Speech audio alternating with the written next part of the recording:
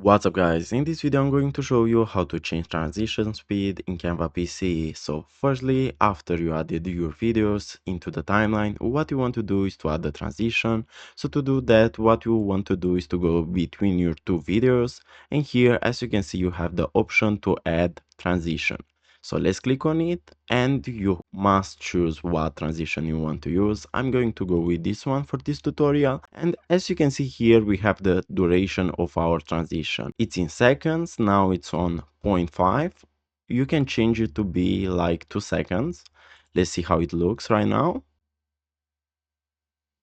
As you can see, it's pretty slow, or you can make it very, very fast. Like so.